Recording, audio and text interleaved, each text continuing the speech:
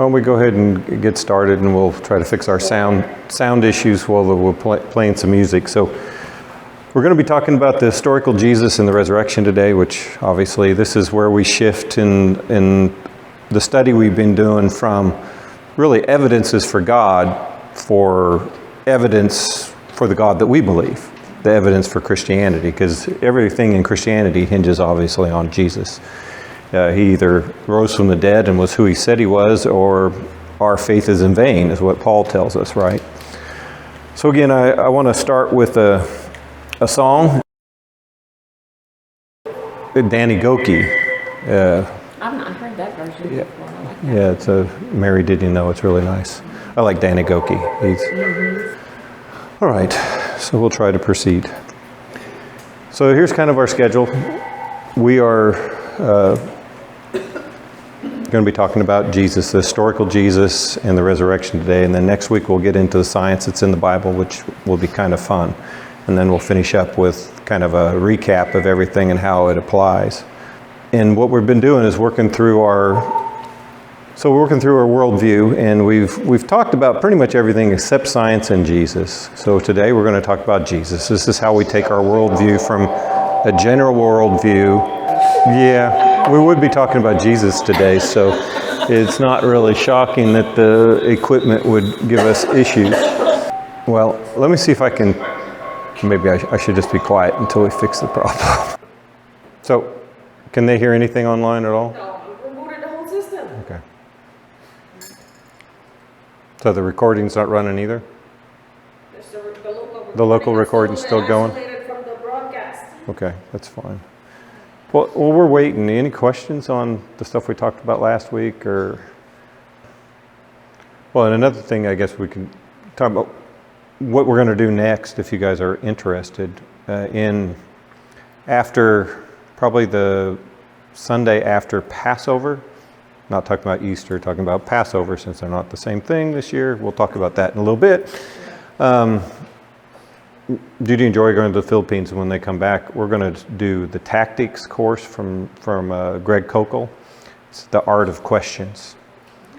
When we've been previewing it, we did 4 of the sessions last night. We need to learn these skills. So we're going to be doing that on Sundays. If you guys are interested in participating, they'll probably be kicking off the end of April through I don't know.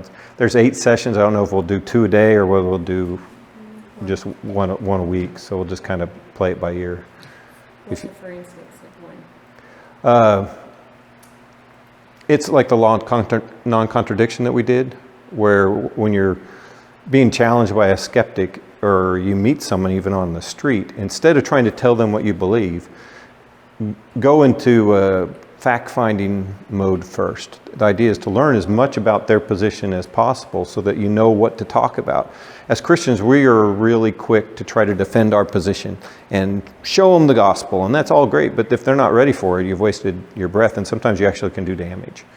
And what Kokel's approach is to ask questions and lead to a path where you understand that person, put the rock in the shoe, and then ask questions that show that there is a contradiction in their perspective, and basically learning that art of recognizing the contradiction, and then Without getting into a swinging match. without getting into an argument, maintaining their burden of proof. And he also talks about, but people can reverse this on you, and he's giving you tactics on how to get out of those situations when you're getting overwhelmed by someone that knows more about the topic than you do, and they're going to take advantage of you, and just say, okay, tell me what you know, and then let me think about it, and we'll talk about it another time, or something like that.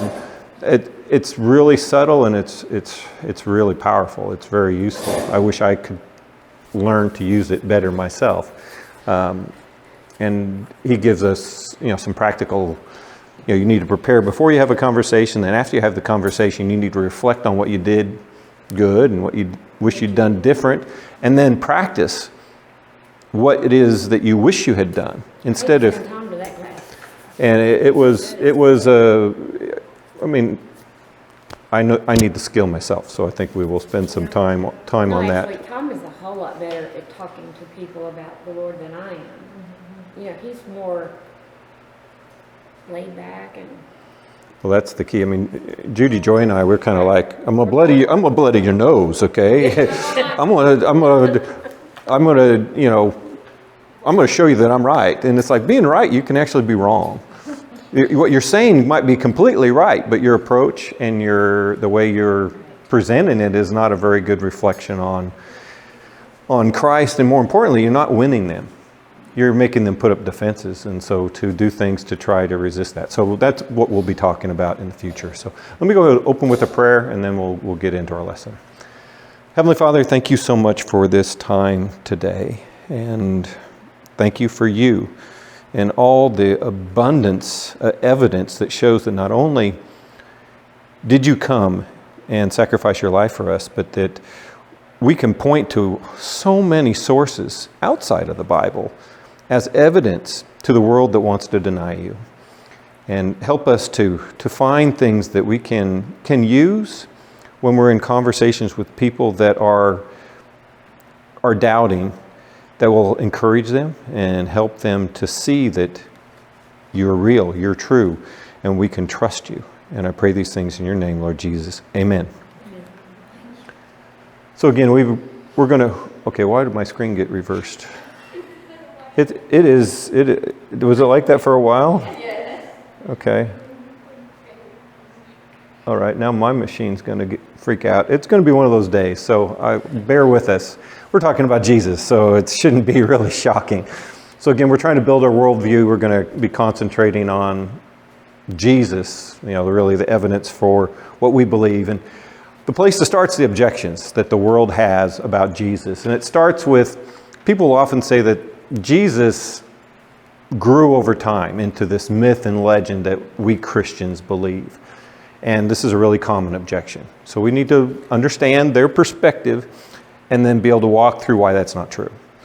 Another is the deity claims. And a lot of people will say that, Jesus never claimed to be God. That's something that they invented. They might even blame it on Constantine and the Council of Nicaea, which you will, if you ever watched the Da Vinci Code movie, that's what Brown, well, I can't remember what his first name is. Dan Brown, his premise was that Constantine invented the deity of Christ, which is not true. But we need to understand what the evidence is that shows that it's not true, because people believe this stuff. The crucifixion. There are people that believe the crucifixion never took place. Jesus was never crucified. He was never killed. Why would he be killed? And then obviously the resurrection. And people are going to deny that. And that'll be what we end with. That's really the key to what we believe is the resurrection. The fact that Jesus died is only evidence that he was a human and he died. But he's not God unless he does what he said he was going to do, and that means the resurrection. So any questions before we kind of dig into it? So I'm going to play a short video, what they call the minimum facts or minimal facts argument. And this is this idea that you can pick 4 to 6 of the 15 points that we have as evidence for Jesus. And with those minimal facts, you should be able to at least stimulate people to be willing to listen. Okay, so let's listen to this. And I have no sound. Let's try that again. And I have no sound. Oh, this is going to be one of those days. Oh, well. Sorry. All right. We'll try again. This could be one of those days. All right. The minimal facts argument. The minimal facts approach is a great way to make a case for Christ's resurrection from the dead. Why? These 6 facts are facts upon which virtually all experts in the field agree. That's significant. Let's take a look at each of these facts. Fact number 1 is Jesus died by crucifixion. Atheist, liberal, moderate, or conservative scholars agree that Jesus really existed and was executed on a cross. Next comes the fact that Jesus' early followers had experiences a short time later that they thought were appearances of Jesus. We'll show you how to respond to those who offer alternative explanations for these appearances. The third fact is that these followers were transformed to the point of being willing to die for this message. People may die for what they believe is true, but not for what they know is false. That's something to think about. Facts 4 and 5 relate to two former skeptics, James and Paul, who became convinced that they had seen the risen Jesus.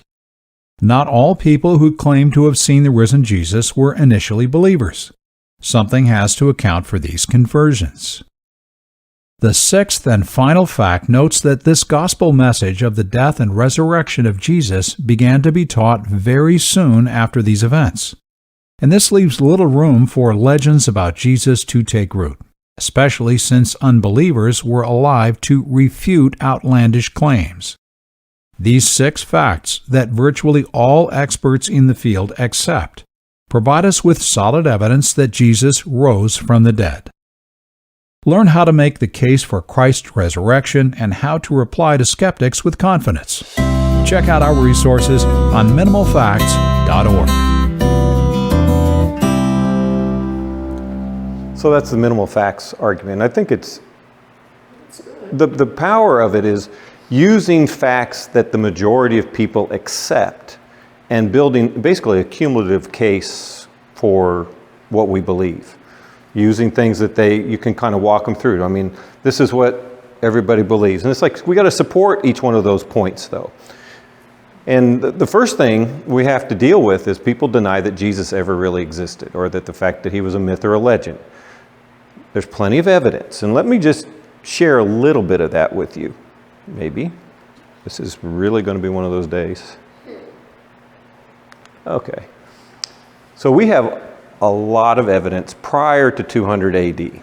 I just picked a line in the sand because this is roughly less than 2 centuries from the death of Jesus. These are just the non-Christian sources that are available. You can actually get online and read translated versions of these.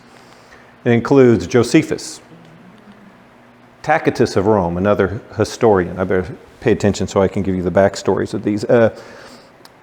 Tacitus wrote 2 major works, the Annals and the Histories, examining the reigns of emperors Tiberius, Claudius, and Nero, which he called the four Caesars or the 4 emperors. And he includes discussions about Christians and Jesus in that.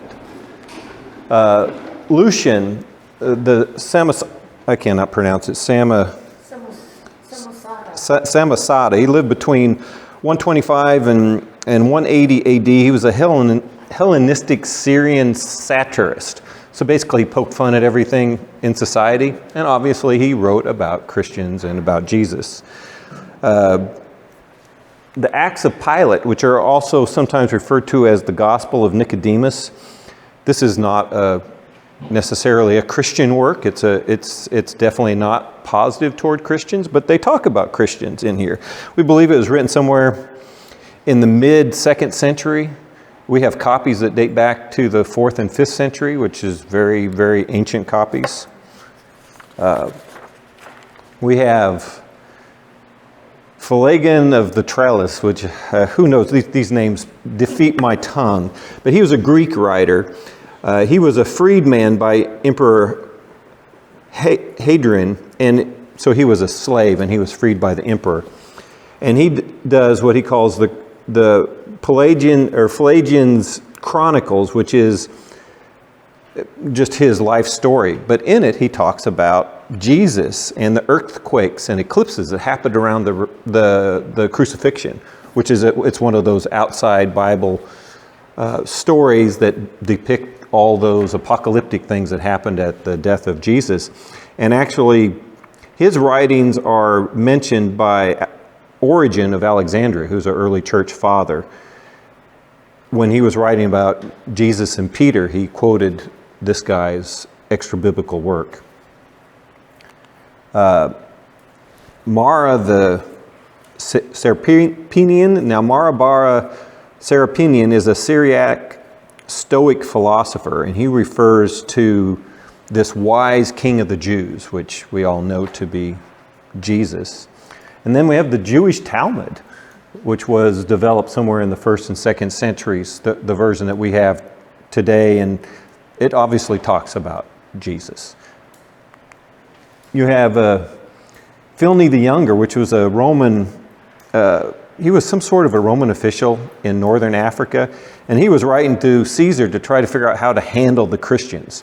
He had been persecuting the Christians, and we'll read a little excerpt from him so you can see kind of what he had to say about Christians.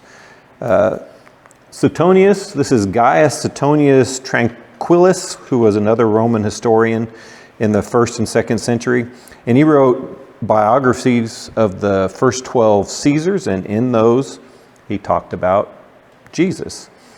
And then there's writings from a couple of Roman emperors, which also mention the tribe of Christians and a little bit of background. So these are all completely non-Christian sources, which corroborate the fact that Jesus was a real person and that he died. In fact, many of them talk about the crucifixion in their writings. But in addition to that, we have what I'll call pseudo-Christian and Christian writings from the same time period. You have things like the Gospel of Thomas, which is a Gnostic gospel. But obviously it talks about Jesus, and there are lots of Gnostic gospels. We have something called the Apocryphon of John, which again talks about things around the crucifixion. The Trustees of the Resurrection, and these are all in that non-canonical writings that we talked about that happened sometime after Jesus. Gospel of Truth, the Gospel of Barnabas, and that's just a few. Not to mention, we have lots and lots of letters from early church fathers like Ignatius and Polycarp and Justin Martyr and Quintus and many others that obviously talk about Jesus and the crucifixion. But these are all historical evidence for the person of Jesus, because it all happened within 150 years or so of his death. That's way too fast for a legend to develop. And some of them are obviously contemporaries to Jesus himself. I've heard a lot about the Polycarp dude. Yeah. Doing writing about. Yeah, Polycarp, they refer to him as the Bishop of Smyrna. Of course, they didn't have bishops. That's the Catholic Church that's putting that claim on things. But he was an early follower of John the Apostle. And in fact, Ignatius, Polycarp, and Irenaeus, I think, or Papias, I can't even remember the order of the guys, studied under the Apostle John. And that's where they got their understanding. Polycarp is recognized as probably knowing most of the original apostles. So he's a second-hand observer to Jesus' life, but very close second-hand observer. His story is interesting because they tried to kill him by boiling him alive and he wouldn't die. He was singing. They ended up stabbing him to kill him. But the early stories of these men are just amazing history. So what I wanted to do is kind of just take it a step further and let you guys see a little bit of these writings and what they actually said about Jesus and the resurrection.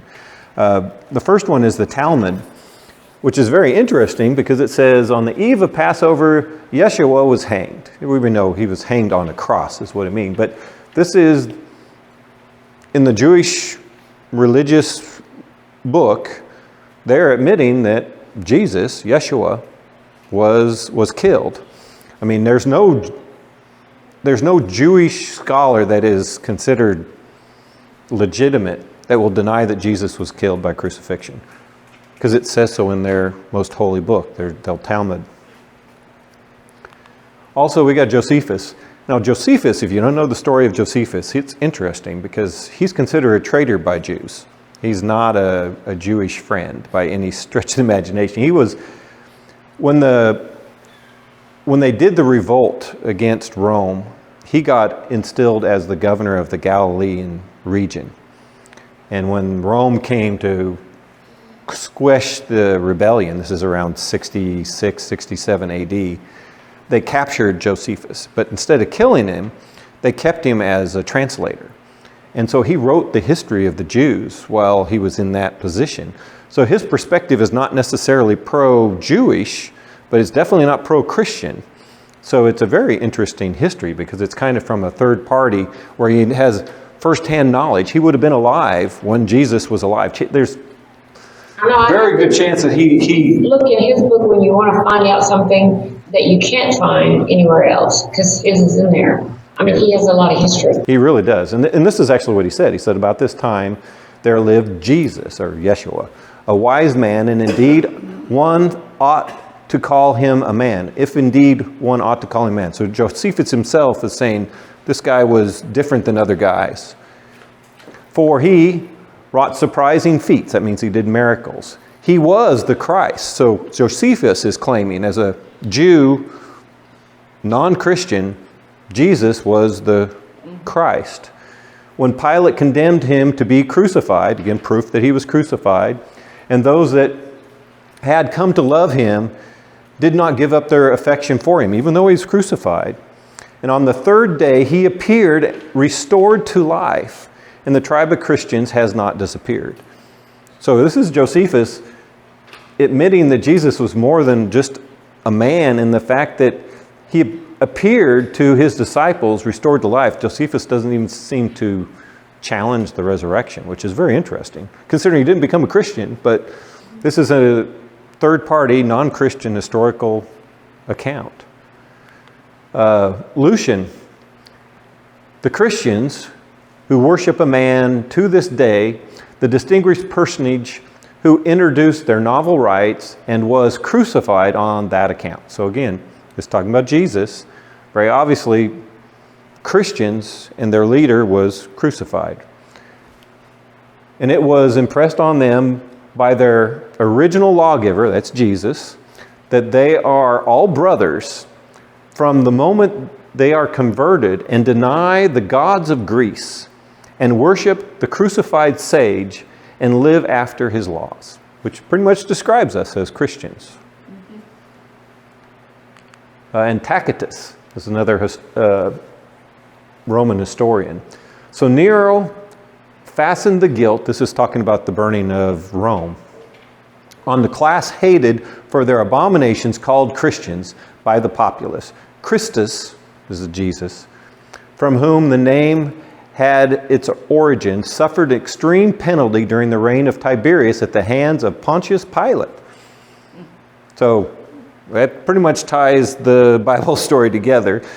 And most mischievous superstition, thus checked for the moment, again broke out not only in Judea, the first source of the evil, but even in Rome. So Tacitus is saying this, we killed the leader and the movement didn't stop, and it even came to Rome, right? So it's just amazing. And then Pliny, the younger, and he's writing to Caesar because he wants to know what to do with these Christians.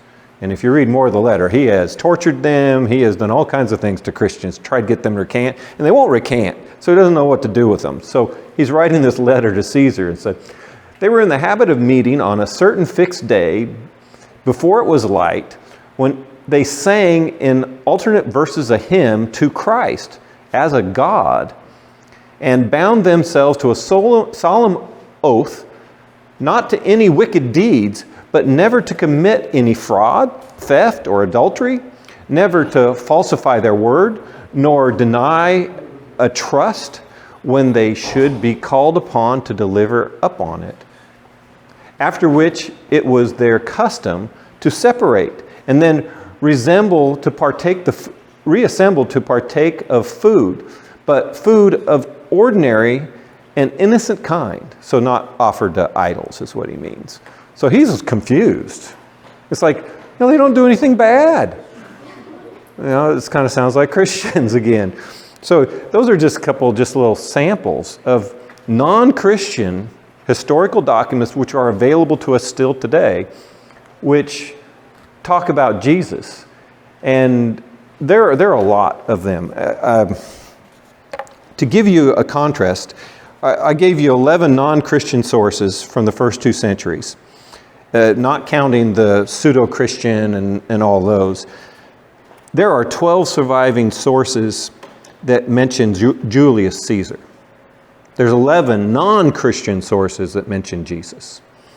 There are only 10 surviving written sources for Augustus Caesar. There's 11 for Jesus. This is the obscure carpenter from Nazareth. If you add the additional pseudo-Christian writings and the Bible, you're talking about 40 plus sources of Jesus in the first 2 centuries, which actually, if you summed up the first 12 Caesars, you probably would have more for Jesus than you did for all the Caesars. It's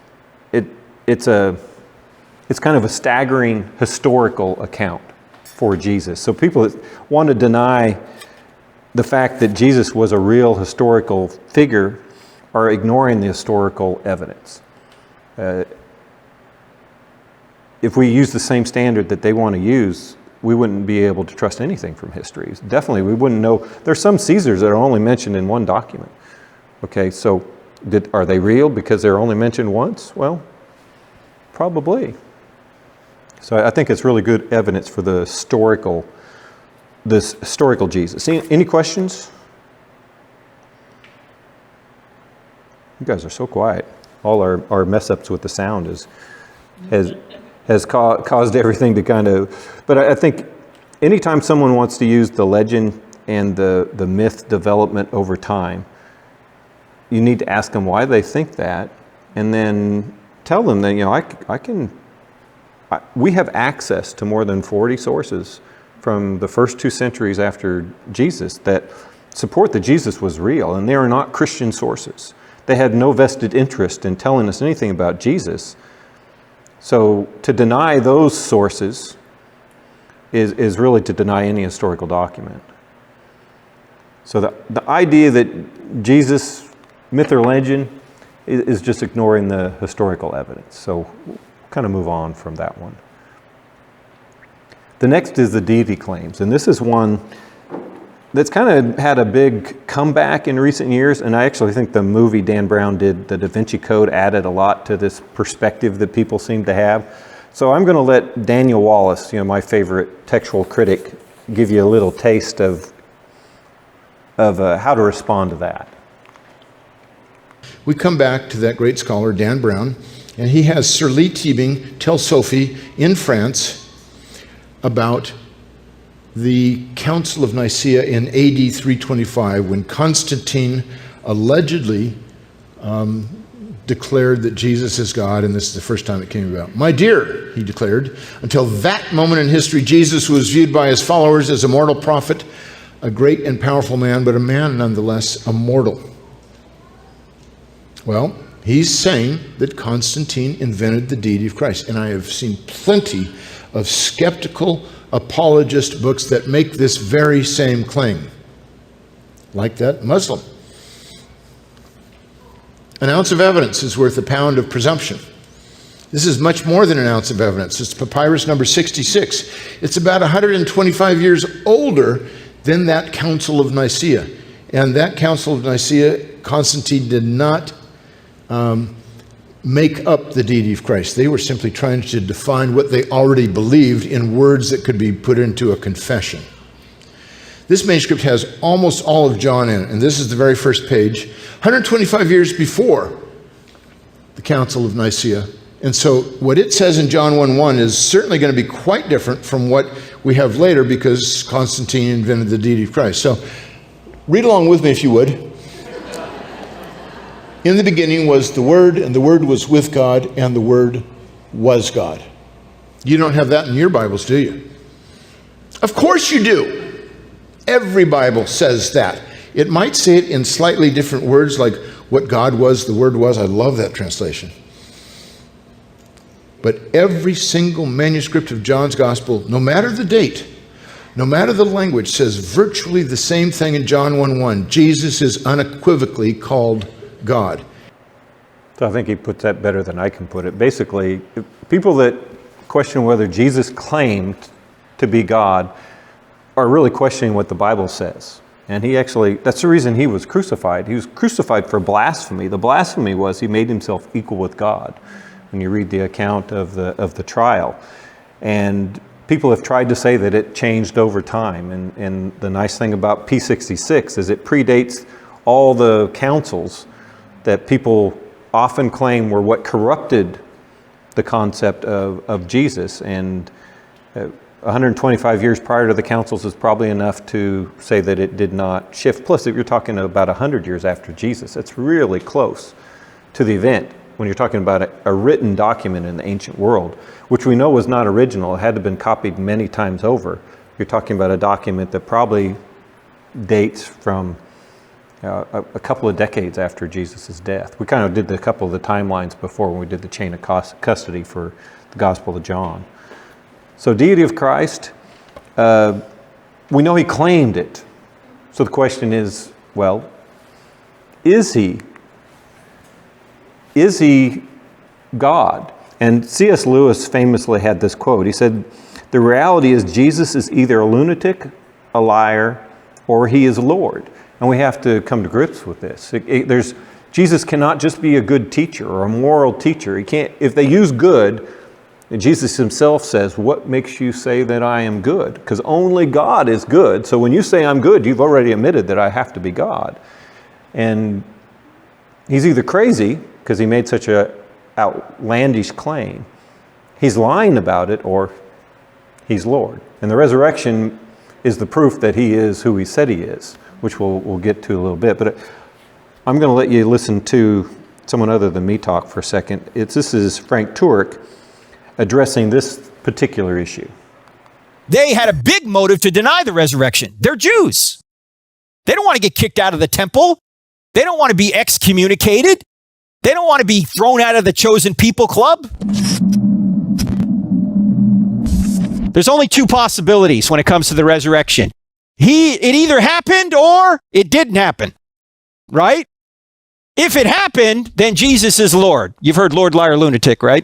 Okay, he's the Lord, okay? If it didn't happen, either the apostles, the New Testament writers, lied, or what's the other option? They were deceived. They were mistaken, right? They thought he had resurrected from the dead, and they wrote it down and they went and died for it, but he didn't really die, or he didn't really rise from the dead.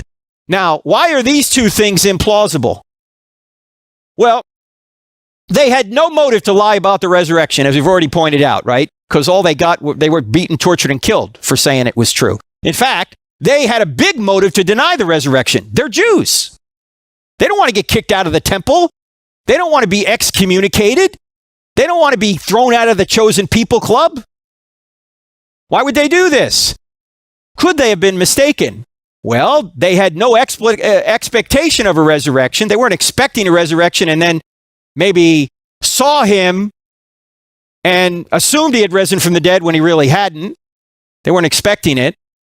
And if they were mistaken, they could have easily been corrected by enemies showing Jesus' dead body. They could have just gone to the tomb and taken out Jesus' body and said, "Stop all this nonsense talk about the resurrection. He's dead." They didn't do that. Why? Because he wasn't dead. So, seems to me it really did happen, and this is the conclusion. Jesus is Lord, and if Jesus is Lord, then all we need to do is see what he wants us to do. I like how Frank puts that. But if you're going to admit that Jesus lived, and you're going to admit that he died, and you have to accept the fact that he made claims that he was God. So if you have those, then you have to kind of take a good look at the resurrection. But I think we need to look at the crucifixion, because believe it or not, there are alternative views about the crucifixion, that Jesus really didn't die. Let me just go to that. So, Jesus' death by crucifixion. The alternative theory is what they call the swoon theory, or the resuscitation theory. I don't know, has you guys heard this theory before?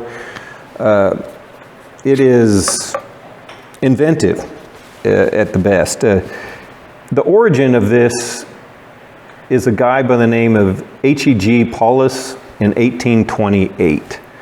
And his premise was that Jesus merely fainted on the cross. Okay, don't laugh yet. Jesus was then mistakenly buried alive and then appeared after being resuscitated.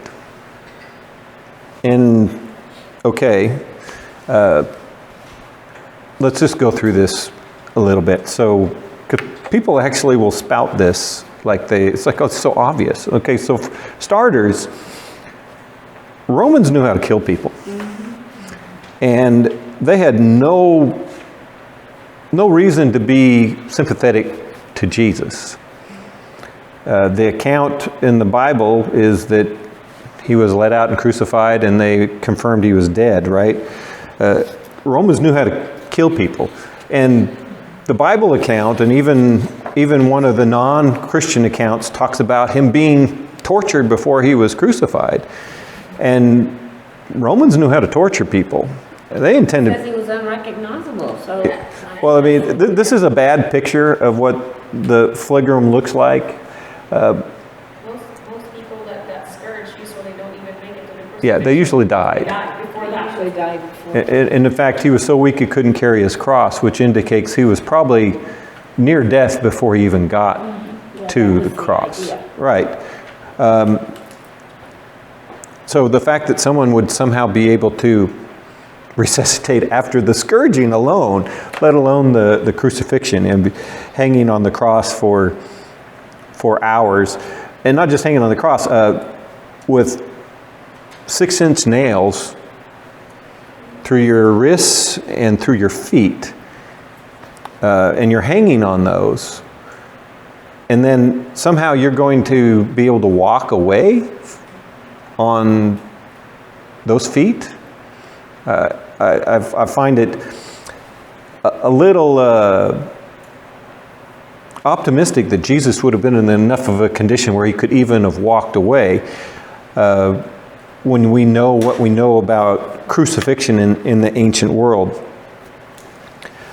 And another thing that's kind of interesting, I won't get into it, but this is some pictures of the Shroud of Turin. If you've never looked at this, I suggest you look at some of the documentaries. I'm not proclaiming that this is Jesus. Nobody can say that, but there's some very interesting things about the Shroud of Turin, which we can positively apply to what we're talking about. There is evidence of some sort of forehead damage, the scourging on the body. So even if this was not Jesus, it shows you very clearly what the damage to the body would have looked like. I don't know what you're talking about. The Shroud of Turin? They discuss, well, there is a linen cloth that has been held in Turin, Spain? No, the one we went to. Milan. Milan. It's in Milan, Italy, yeah. Italy. And it has always been proponed to be the burial cloth of Jesus. And it has this image imprinted on it. Interesting thing about the shroud, and I won't go any further this, is in the late 1800s, the church where it was kept caught on fire. And so if you see the full shroud, you'll see all these burn marks. It was folded up, so a corner got burnt. When you open it up, there's no discoloration around the flame. You know, when you burn something, especially if it has dye or something on there, tends to be these discoloration. The part that burned away is gone, but there's no discoloration to the cloth.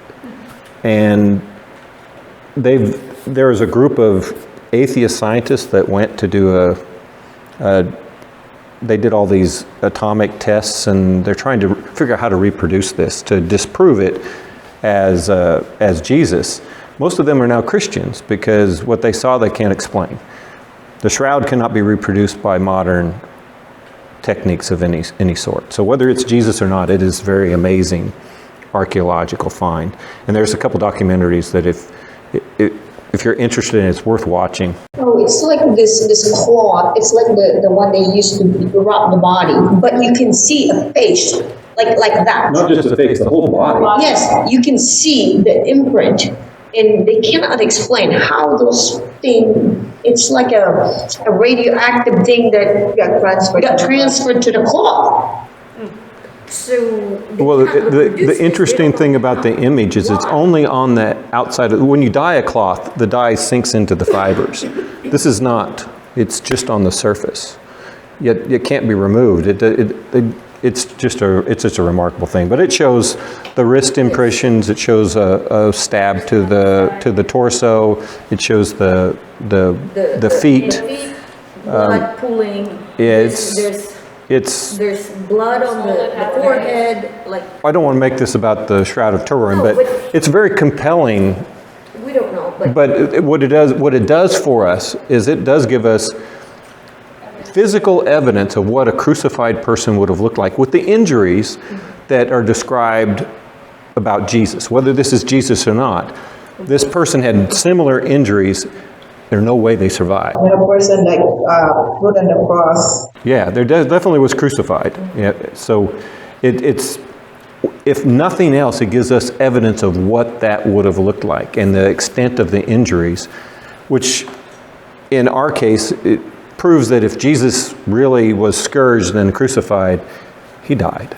Okay, and in fact, there is not a single historical account of anybody surviving a full Roman crucifixion. People were pulled down from the cross because of a few different variety of reasons, and they survived. But people that were hung there and until they took them down, all died.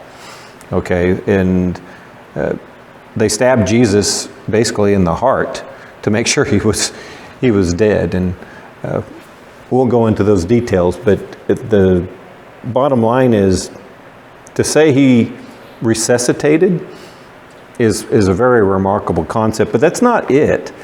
He was put in a tomb like this, and the tomb is described in the Bible. And this is a tomb in Israel. They actually found one of these in Nazareth that looks like this. And it was a common where they had this rolling stone. It's on a slope. So one person could close it, but it would take a whole heap of guys to get it moved out of the way. And from the inside, it's impossible to open. I mean, it's impossible. There's no way. So an injured Jesus is going to fill around in the dark and then move a stone that would take 20 guys to move from the inside. In fact, it's impossible to open it from the inside. So the resuscitation and doesn't make any sense. Well, he said he just fainted and he came back. The whole theory, there's a book by Holding down here. It goes through the whole theory. It's this idea that the coolness of the tomb helped him to be resuscitated. The loss of all his blood obviously was not, never mind. But it's, well, not to mention is when he was laid into the tomb, they did Jewish burial rites with him. He was wrapped up tightly. I don't think you could have got out of the shroud to start with, but there's 40 pounds of brewing spices on top of you. And I mean brewing, it's fermenting your body. That's the purpose of it, right? So Have you discussed the water separation? I wasn't going to go that far. But that's a modern evidence that's what dead bodies do. Yeah, so there's groups in Christianity that take a different perspective to that, but obviously we have medical professionals, and so we'll talk about it. When they stab Jesus and the water comes out, well, that's what a dead body does. Okay, the water and the blood separates. So the fact that water gushed out of him, I know some Catholic brethren think that is the miracle of the water, but it's just it's the natural progression of a dead body. He'd probably been dead for a while. He's up there for 6 hours. He might have been dead for 2 or 3 of those hours. That's the reason there's water when they stab him, right? So that's, again, evidence of death. And that's what the Roman soldier was trying to do, is prove he's dead. Well, they see water come out. They know he's dead. It's not water. It's just clear. It's clear liquid. It's still body fluid. It's body It's not fluid. water. It just looks like water, right? It looks like water. So that's why they did not bother bringing his leg. Yeah, you don't need to. He's already dead. And they've confirmed that death by that. So the swoon theory suggests that Jesus somehow revived after 3 days in the tomb and then supposedly unwrapped himself from these dressings and got out from under this heavy pile of stuff. And then in the darkness, he rolled the tomb away, which was impossible to roll away from inside. And then he got away unnoticed by the guards. They didn't notice him rolling the stone away from the inside. And then he went to his disciples, and they didn't recognize him. But then what happened to Jesus after 40 days? We don't know. If he resuscitated, why wasn't he still active? It's just a crazy theory. And I know we often, I call it a crazy theory, but we recognize that they have a significant problem in proving their theory. And what we should do is ask them questions of how this, how that. Why do you think that? Because it takes a lot more faith to believe in a theory like this than it does to just read the historical accounts that aren't in the Bible and say, oh, this is what happened, because this is what Josephus says, or this is what Tacitus says. These aren't Christian guys. I think they have a better idea than some guy from the 1800s that just wanted to not deny that Jesus was God. So I'm going to, what time is it? Why don't we take a break before I go forward, and then we're going to talk about what, I'm going to let you listen to Nabil Qureshi a little bit, and he has a little talk about what the Muslims think about Jesus. And I think that would kind of help us move into some of the alternate theories for the resurrection. Okay?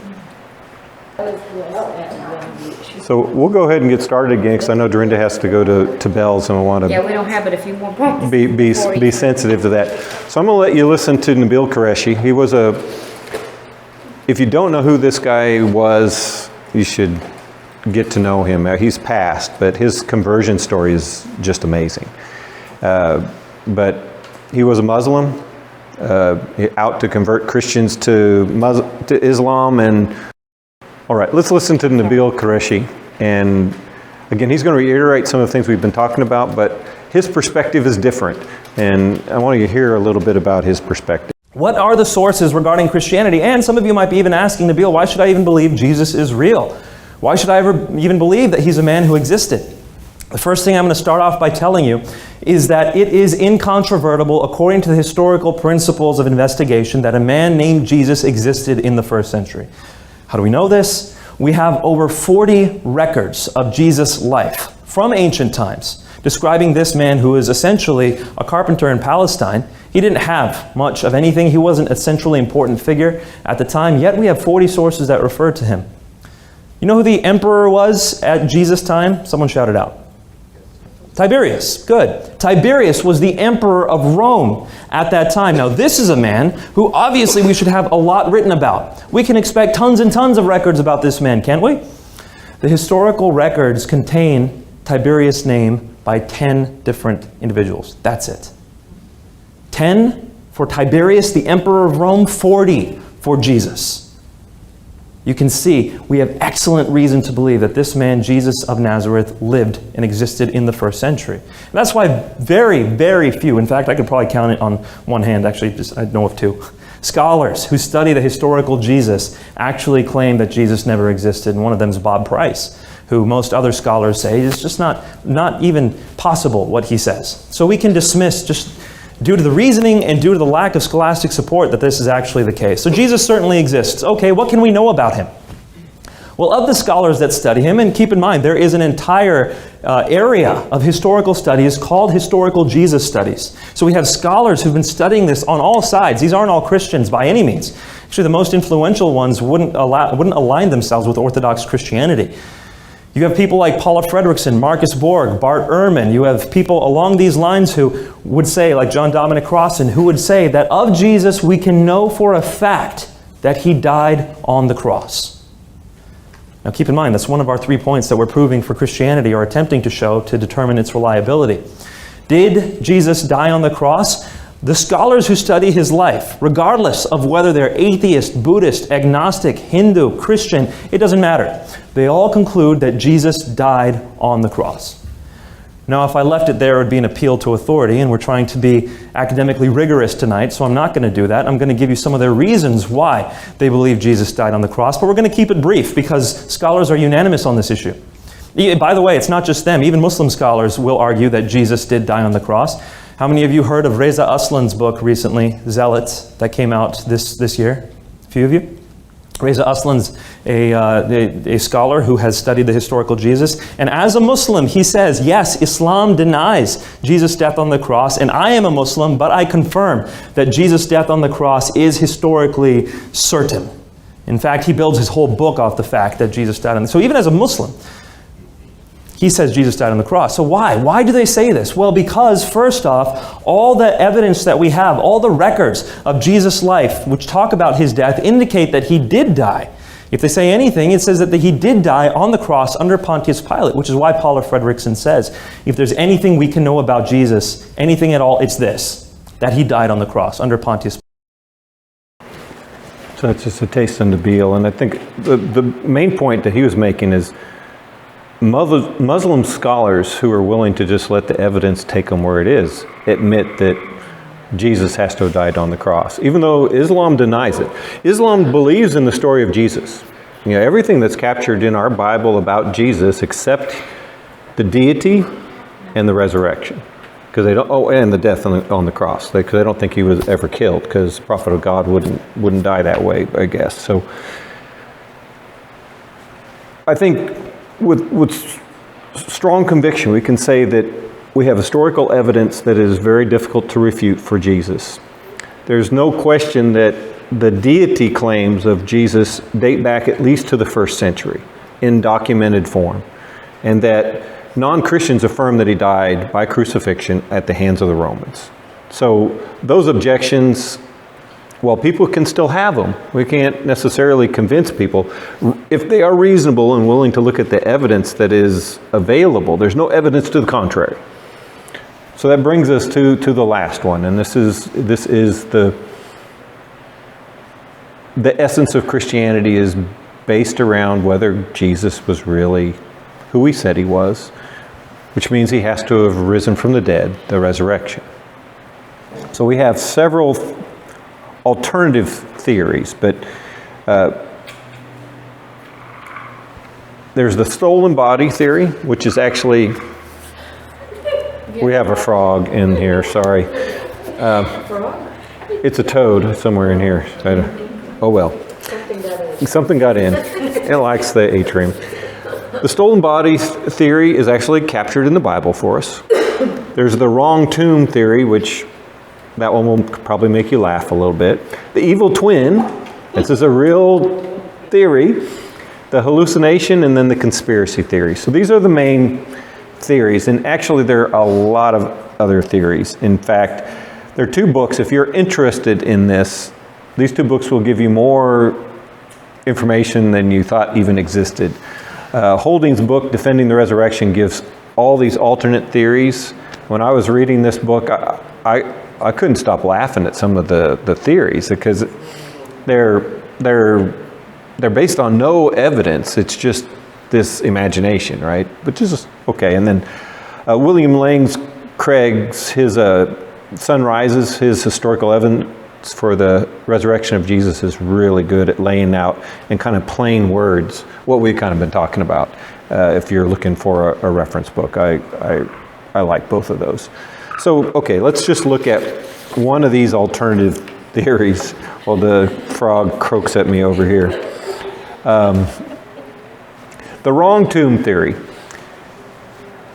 So, the concept of the wrong tomb theory is they didn't know which tomb to go to, so when they went to the tomb, it was empty because there was never a body in it. And that's how we got the resurrection story, that Jesus was buried someplace else, and those stupid women didn't know where to go, is really what it comes down to, okay?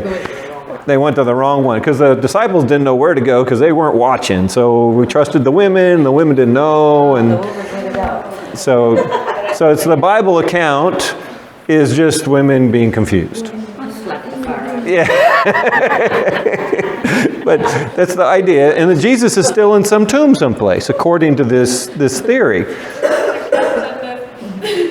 Soldier said that it was stolen. Yes, the Bible account itself kind of refutes this idea, because the Pharisees, who 2 of their members buried Jesus, would have probably known where they buried him, and their best argument was the body got stolen. So this theory kind of falls apart with the Bible account. Plus, there are witnesses, not Joseph of Arimathea, Nicodemus at least. We have Roman soldiers that are guarding the tomb that we know Pilate sent. They probably went to the right tomb. They put a seal on it. They put a seal on it. And then the women, Mary, the mother of Jesus, Mary Magdalene, and I think Salome is the third one that's often stated, followed them and watched where he was laid, is what it says in the Bible account. So this is a very weak alternative theory, and it was never used until recent times. This is a modern invented theory. I was going to say concocted. That's probably a little mean. It's invented in the modern world. It's pretty tough to trace back to see exactly where this came from. I was not able to find the actual origins of this theory, other than it's one of those, they just put a big question mark. It's like... Well, it's probably in this book down here by Holding, but the whole idea is there's no corroboration from historical accounts. There's no corroboration from the Bible accounts. There are plenty. If there really was a body in another tomb, why wouldn't the religious leaders went and got the body and said, "Hey, this is it. This is what Frank Turek was saying," right? So we'll say this one. If someone gives you this, be kind, and just tell them, why do you think that? Why wouldn't the religious leaders of the day have known that enough to bring this up? And that's where this argument falls apart. The next is the evil twin. And when I read this in the book, I could not stop laughing. It was very difficult. So the evil twin theory, there's several different variations on this, but the idea that Jesus either had a twin or there was someone that looked like Jesus. Either way, it works the same way, that after he died, that this guy showed up, and that's the reason they didn't recognize him. He was a little different. Okay, so someone impersonated Jesus. Now there's a twist on this one. There's several variations of. Another one is that the Romans did the switcheroo, and they put somebody else on the cross as his evil twin. So there's a lot of variations on this. They all fall apart the same way. All I can put up here is question marks, because it's like, okay, so I can imagine this, but is it real? Sometime in the life of Jesus, you don't think Mary knew she had a twin? And if it was a close enough follower of Jesus to be able to impersonate Jesus, don't you think the followers of Jesus would know who it was? I mean, those are the only two options. It's still this question. Who is willing to die for a lie? Well, this is one of these where they didn't recognize it was a lie, right? But again, it doesn't explain where that person went. There's just a lot of questions. This is one of those that's very inventive. It's very imaginative. But I think if you ask questions of someone that believes this, it tends to implode on itself. It's like you couldn't pull this off in today's world, even with makeup and art. So why do we think it could have happened in the first century? The next one is, sorry, I didn't advance. So this is the evil twin. The next one's the hallucination. This is another one that you kind of have to just... Okay, so the way this goes is that one or more... You had 500 people that saw Jesus at the same time, but they didn't really see Jesus at the same time. They thought they saw Jesus at the same time, and they had this vision or hallucination, and all the hallucinations were exactly the same. And not just those 500, but the disciples had a hallucination that was the same, and all 13, which we know there are probably more like 75 people in the room, had the same hallucination. The brothers of Jesus had the same hallucination, and Paul had some similar hallucination, all thinking they saw Jesus and not really seeing Jesus. And when they spoke about it, they believed all there was the same. And they claim that group hallucination is a medical and historical fact. And there are such things as group hallucinations. That probably happened in the 60s a lot with the drugs and all kinds of things. But the groups of people are all having hallucinations, but it's not the same hallucination, okay? There's no evidence that you can have the same hallucination that somebody else has. Now, someone can tell you a story and you can believe it, but to have this idea that everybody had a hallucination and it's exactly the same, the only time that things similar to this have been recorded is when they see a dead person. You see these where the dead person came to me and talked to me, and it came to somebody else and talked to them, and they'll say this ghost or someone came. But when they recant the story, all the parts of the story are part of history, things that they have experienced with that person. There's no new information. That's the key part of those type of events, where people see things that are similar in different locations, but they're remembering things from history, and that's where that vision comes from. Jesus gave new information during these appearances. So to call those hallucinations or visions, they don't match anything else in history. And so the group hallucination, again, all I can do is put up question marks, because it's like, it's really difficult to support this, because if you're going to make a claim, you have to provide evidence.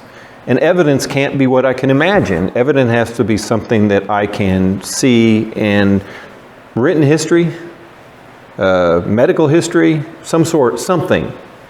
But just because we think it doesn't make it true. And there's no doubt that the disciples were in a mental state where they were probably in extreme grief. But in order to have this switch, because they admit in the Gospels that they did not recognize that Jesus was really saying he was going to die and rise from the dead. He said it over and over again, but the Gospel accounts themselves say that they didn't understand until after he had rose again. So he hasn't rose again yet. They didn't have it in their minds yet. And that's what the Bible story tells us. That's what the evidence outside the Bible tells us. So hallucination theory, probably not. So this brings us to the conspiracy theory. And this is actually the most compelling of the theories. And the idea, and there's lots of alternatives to this. This is the stolen body, or the switcheroo where they crucified the wrong person. You can put that in this category as well. So they either switched the body or they stole the body and concocted the story. Both conspiracy theories. The problem with the conspiracy theory is conspiracy theories don't work. They never work.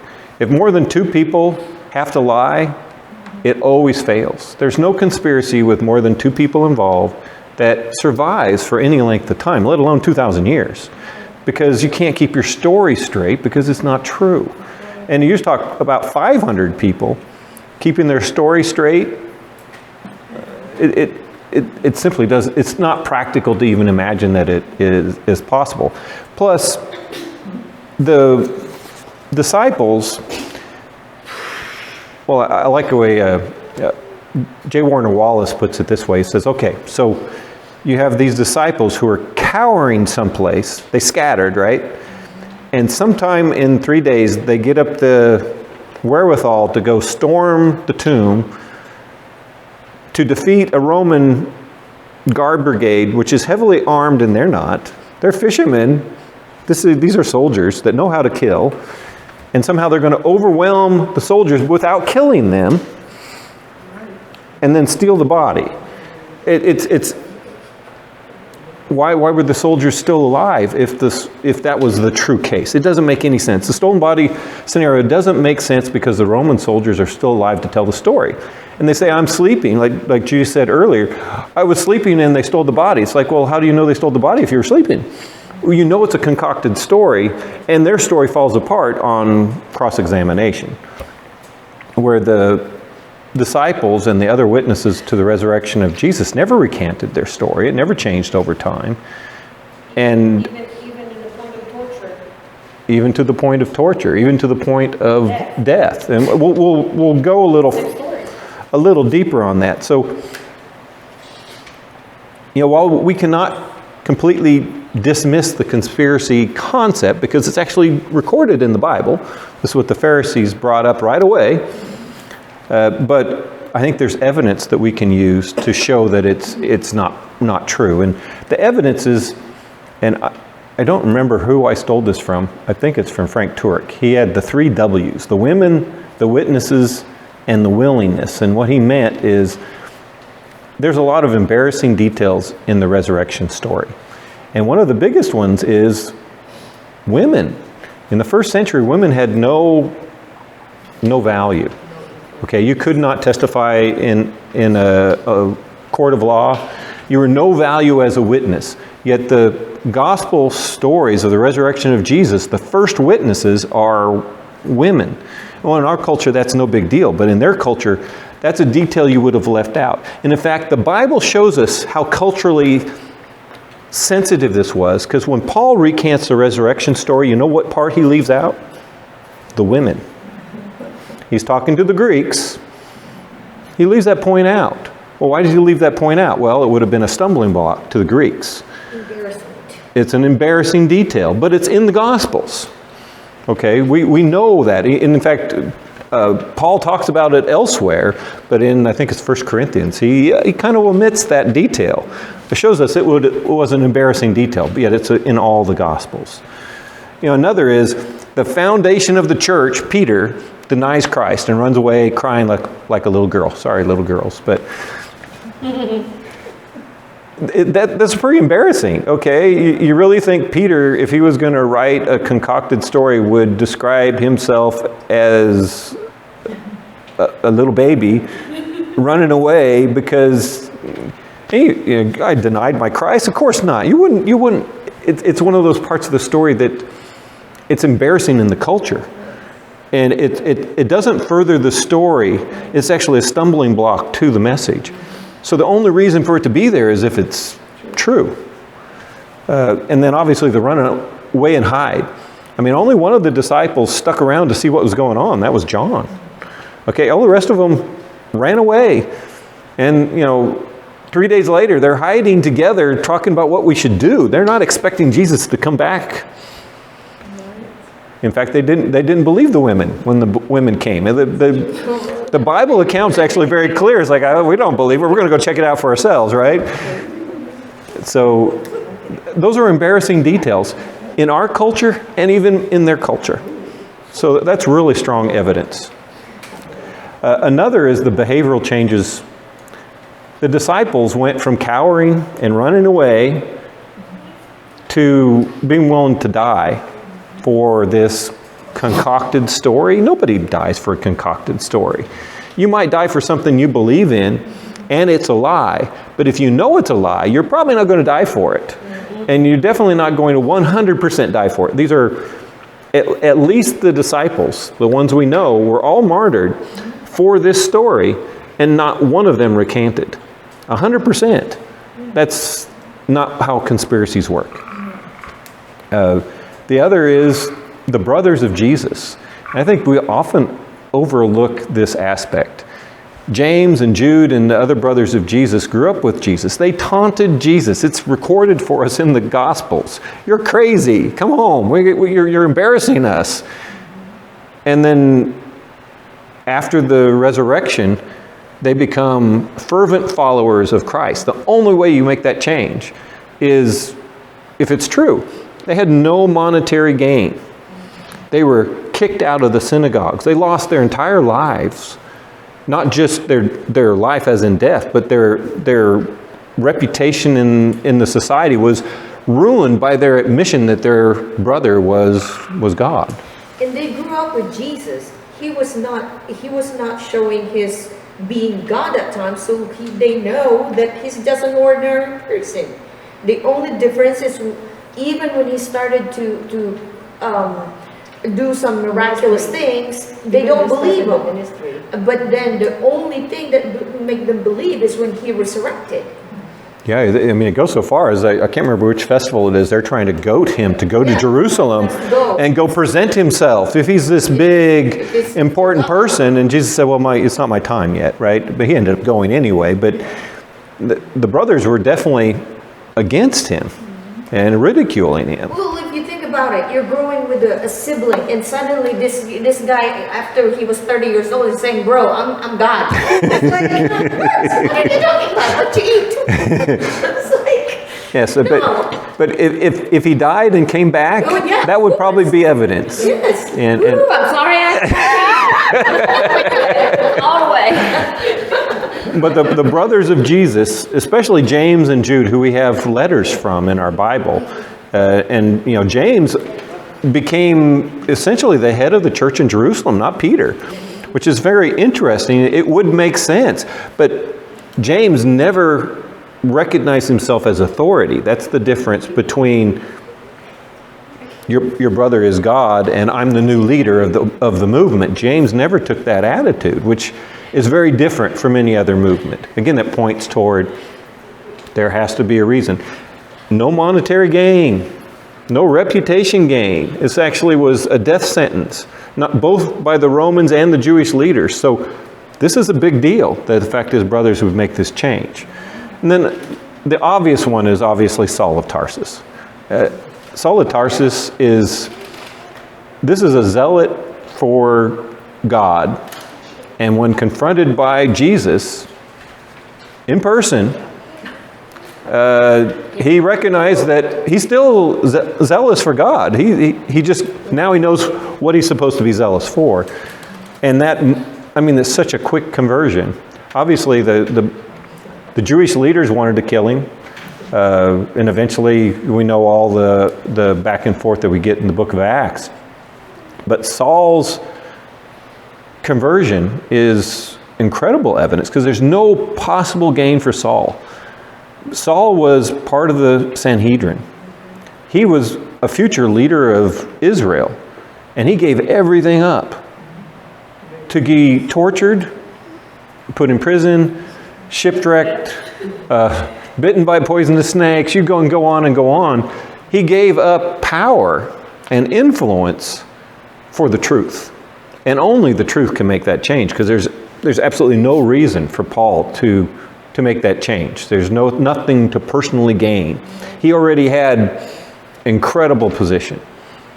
So that's pretty strong behavioral changes that no one can explain away. I think the behavioral changes are probably the strongest evidence of the resurrection, because nobody does this. And the thing is, okay, you might be able to find somebody that you can say might do something similar, but we're not talking about one person. We're talking about a huge group of people that went to their death. And the whole point is, they died. I was going to say, to die, to be willing to die for somebody for that, that's a whole big deal. Yeah, I mean, we hear in military environments, in war, people will die for their comrade. They'll sacrifice themselves. But if you knew it was a lie, you're not going to die. You're not gaining anything. Your family's going to be ridiculed for your stance. There's no advantage. And the fact that person after person, even today, we forget that they're still martyrs, are willing to die for their belief in Jesus. And if it was a lie, why would they? I mean, Paul says himself, we're to be the most despised if this is not true. So Paul is recognizing that this has to be true, because if it's not, there's no reason. And he lays it right out there when he's writing his letters. It's like, these are the reasons we can have faith. And there were still people alive at the time Paul was writing those letters that can testify that had actually seen Jesus alive. They have no reason to keep lying. And so the apostles died, the disciples died, and Christians throughout the ages have died for this resurrection of Jesus. And there is no equivalent in anywhere in the world's history where people would die for something they knew to be a lie. So at least the eyewitnesses, the original apostles and disciples and Christians and his brother, they all died for this story. And if that's not enough evidence that it was true, then your standard of evidence is too high. Especially when you look at I showed this chart a few weeks ago, you look at the way they died. These are the original disciples. These weren't pretty deaths. These were tortured deaths. Crucifixion. I mean, Peter's crucified upside down. I mean, some were boiled. Some were filleted. Filleted means they cut flesh off of you before they kill you slowly. I mean, yeah. If this is not enough evidence for the skeptic, that means the skeptic's standard is just beyond our ability. They're being unreasonable, because these people knew Jesus, they saw Jesus, and the only reason they died is because he rose from the dead. Yeah, maybe if one of them had died, you could have said something, but they all did. Yeah, I mean, there's no exceptions. There's no historical account, other than we don't know how John died. That's the only one we don't know. But there are some church traditions that say he was eventually executed. But it's just, it's open to say the very least. If you want this slide, I can send it to you. It's okay. Objections to Jesus. I mean, we have to be kind to those that have objections. But then we have to ask them enough questions so we can figure out what exactly their objection is, and then address it with the evidence that we have. The evidence that Jesus is an historical figure is overwhelming. To deny that is just to deny history. The claims that Jesus never claimed to be God is just not accurate to what we have accounted for us in the Bible. Now, you can deny the Bible. I can't argue with you about that, although we already talked about the reliability of the Bible. If you're going to deny the Bible, then all I can say is the claims that Jesus claimed to be God go all the way back to his trial, and even before that. There's no doubt that Jesus claimed to be God, so the claims are legitimate. There's just plenty of evidence back to the first century. And then non-Christians, even Muslims, who their religion says to deny that Jesus died, will admit when they look at the evidence, there's tremendous evidence that Jesus actually died by Roman crucifixion, just as the Bible depicts.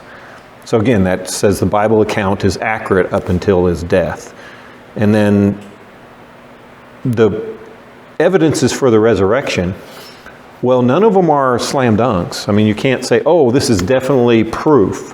It's, again, that cumulative case. It's like, why would you include these details in the story if it wasn't true? Nobody would.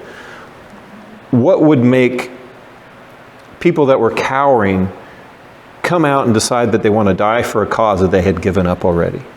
What do they have to gain by making that change? Why would Jesus' brothers and Paul of Tarsus make such a dramatic change in behavior? It does not make sense. And then people who peripherally knew that Jesus presented himself to after his resurrection, and then the people that learned these stories were so compelled by those stories to be willing to die for them as truth. That's an extreme amount of evidence. Again, people can deny it, but I can't help the one that's going to unreasonably deny. And we were listening to a talk by Greg Kokel last night. His ministry is called Stand to Reason, and he was saying, if someone doesn't want to listen, you can't convince them. All you can do is present the information, put that stone in their shoe, and hopefully something that you've said they will think about later. Because if they're adamant, if their standard for accepting something is beyond anything that you can provide, then why try to provide it?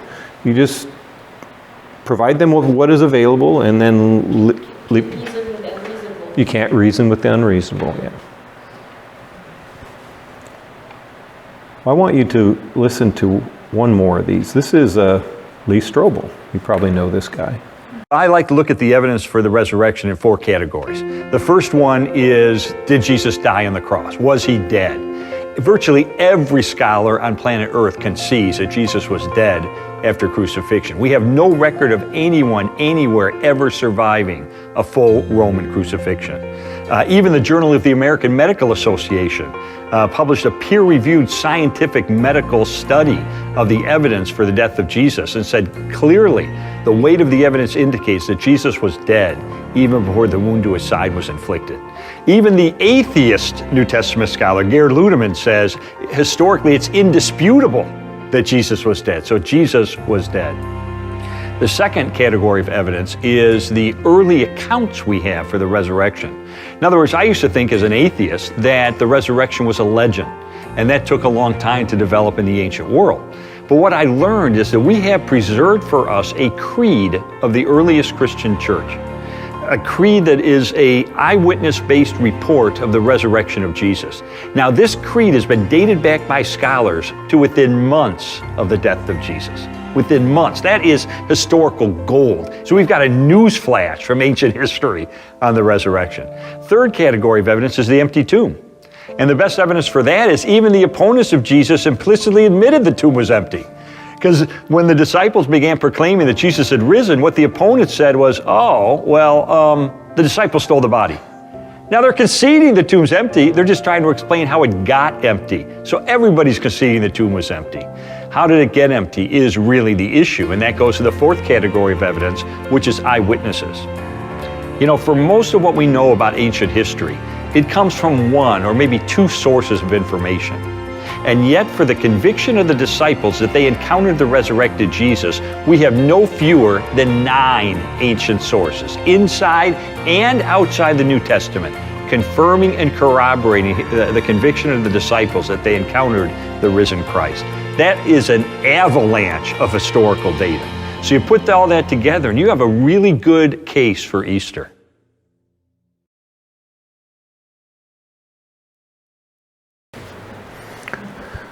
I do have to criticize Lee just a little bit. It's not a case for Easter, it's a case for the resurrection. I know Easter Sunday is not on the Resurrection Sunday. It's because it's dated differently. And I don't know if you guys know, it's been something I struggled with recently because Easter this year is March 31st. Passover is April 22nd. You think about that. So Passover comes a month after Easter. Why are they doing that?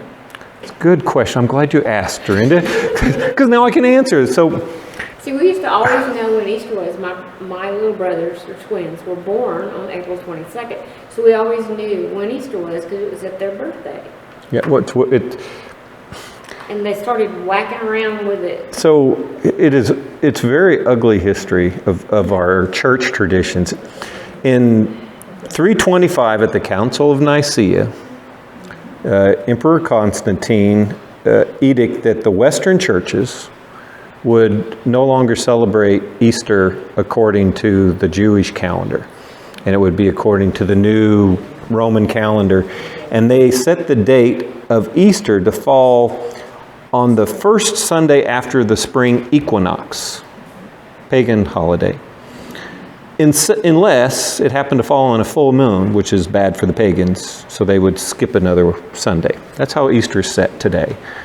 The Eastern churches are just as bad. That's the Eastern Orthodox, the Russian Orthodox, the Greek Orthodox, the Coptic, the Syriac churches, all the Eastern churches. When the Roman Empire split between the Byzantine and the Western Empire, so did the church. And they don't follow the Jewish calendar either. They use the Passover, however, but what they do is they say it's going to be the first Sunday after the first full moon after Passover. I don't know why we're stuck with full moons in Christianity. It sounds a little pagan to me. So the Eastern Orthodox celebrate Easter on May 5th this year. The Western Christian churches on March 31st, but Resurrection Sunday is April 28th. That's the Sunday after Passover. Passover actually falls on a Monday this year, but 28th. 28th. 28th. So that's the story of Easter. And well, there's a lot of history on that, but I think it's unfortunate because it can cause confusion for Christians when they find out that Easter is not necessarily Resurrection Sunday. I'm not sure what I think about it. It still bothers me a little bit, but I know the truth and I understand why it's assigned that way. But regardless of dates, we know that Yes. Jesus resurrected. Yeah. Jesus rose from the dead. As a family, we're going to celebrate Resurrection Sunday. We'll also celebrate Easter. They're just going to be 2 different days. We're also going to celebrate Passover, because it's the Last Supper of Jesus, and kind of important where he gave us some things to follow. So I think as Christians, we need to kind of know our history. That's what apologetics is about, being able to defend our Christian faith. We shouldn't hide ourselves away from, we don't want to talk about the fact Easter doesn't fall on the right day. I think we should talk about it. It does not change anything about our faith. The fact that church tradition has a date. Christmas is another one. Okay, let's face it, Christmas, Jesus was not born on December 25th. Sorry if that hurts anybody's feelings. We know it was probably May or June, most likely, based on the way the story is described in the Bible. It's most likely spring. So, does it matter? No. I celebrate the birth of Jesus because we don't know the date on December 25th. The history of why it's December 25th, maybe not so great. But that's sidetracked. So next week, we're going to talk about science and the Bible. And we're going to start by talking about science that is discussed in the Bible. We often hear in our culture that science and the Bible, or science and Christianity, are at odds with each other. It is not a truth. In fact, the origin of almost every modern science can be found in the Bible. It's actually talked about hundreds, if not thousands of years before the concept of that science even came about. And we're going to talk about those things next week, which is going to be a great encouragement, because when you start seeing it, you're like, oh my gosh. I mean, this is 1,500 years before the scientists knew this concept was there, yet it's discussed in the Bible already. And there's nothing in the Bible that is refuted by any science that I've ever seen. People will say it is, but scientists can say it's refuted, but the science and the data, the observation, doesn't refute the Bible. So we'll talk about that next week. And then the week after that, we'll just take it head on, naturalism versus Christianity, and we'll look at the gaps in both perspectives and why we believe the way we believe. That may not be enough to convince somebody, but it's good to understand how you can counter the claims of naturalism. We've talked about a little bit of this already when we talked about the evidence for God, but I think pointing it, just going right at it and saying this is the reason naturalism doesn't work. This is the reason the Christian perspective addresses those things that don't work in the naturalist model, and there's no other viable alternative. Yes, we have to have faith. We have to believe what we see the evidence leads to, but they don't have any evidence for what they believe. They have faith that's way beyond ours. We don't have blind faith. We have evidence-based faith. And then we'll finish up the week after that, right before Easter, kind of summarizing what we're doing. I'm going to give you some data that will make you smile, that it's not so bleak in Christianity after all. It seems like in America it is, but in the whole world it's actually... Yeah, well, we always talk, it's getting worse and worse. And I agree. Here in America it seems that way, but the Christian church worldwide, there's amazing statistics out there. And I want to just share those with you because it might give you a little different perspective. We should be encouraged. We still have a great commission to do, and we're not really losing. It just sometimes feels like it sometimes. America maybe, but there's always a chance for revival, even here. Might need to get really hard so we get revival. Well, there's something to be said for that. So that'll be the kind of the wrap up of the class over the next 3 weeks. So go ahead and play a song, and then we'll close. And I'm not going to guess who I put as the song because I didn't remember the first one. Is that Chris Tomlin? I think so. I think so. Sounds like Chris Tomlin. I thought I had it listed, but I obviously screwed up my notes, so oh well. Let me close with prayer. Heavenly Father, thank you so much for this. There's so much evidence of what we believe in, so we don't have to just take it on faith. We can take it on the evidence you've provided for us. Help us to be kind to those that have objections to what we believe, and guide us in how we address their concerns in a considerate and loving way to hopefully pique their interest to at least look into the evidence that you've provided for us. I'm so thankful for this time together in this fellowship. And I pray all these things in your name, Lord Jesus. Amen.